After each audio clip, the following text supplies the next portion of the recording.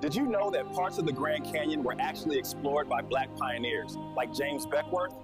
Their stories are woven into this land.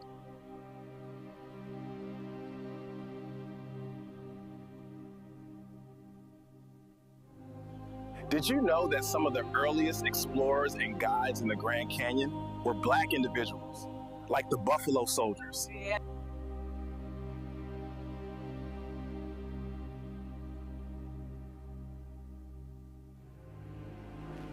So when we look at these layers, we're looking at ancient riverbeds, ancient soils, telling stories that connect.